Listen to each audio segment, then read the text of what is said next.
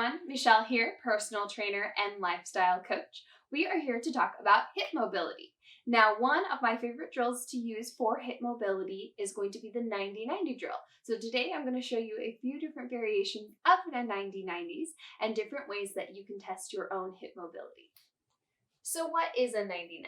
A 90-90 is just a fancy way of saying that you're going to put your feet together on the side of your body. So what we want to do is line one of your shins up with the front of the mat, and then you're going to put it about 90 degrees from your other shin on the other side of your body.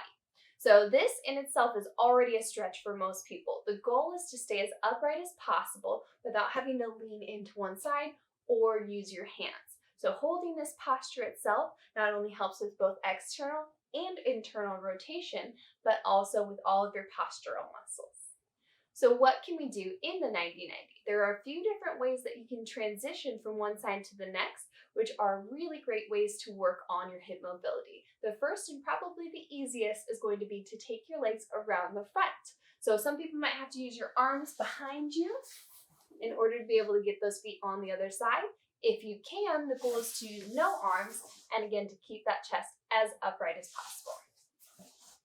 The next thing that we can do is we can actually go up to our knees in order to be able to get around. So you're going to press yourself into a seated position, roll your feet underneath, and then sit back down.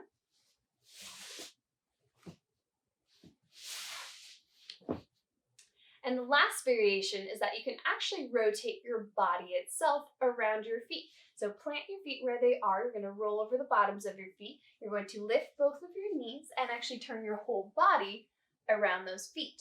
Now the goal, and this is how you know you're doing it correctly, is that when you come back around, that shin is still facing the front of the mat.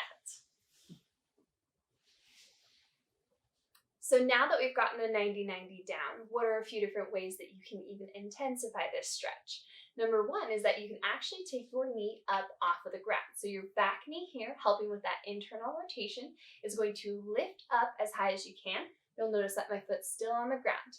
Foot stays on the ground and your knee comes up and down. The next variation, which is going to be a little bit more difficult, is that you're actually going to take your full leg off the ground, including your foot.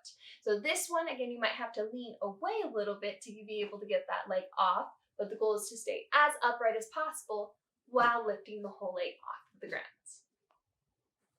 And then the last and hardest variation of this series that you can do is that we're actually going to lift your leg off the ground like we did on the last one, extend it out, and then come to a double pigeon pose. So we're lifting that leg up, straightening it without trying to touch the ground, rolling it all the way around, stacking your foot on top of your other knee, double pigeon pose, press your chest forward in order to be able to feel it on the outside of your glutes, and then you're going to work your way back, around, and down. Again, lifting up, extend, double pigeon pose, and back around.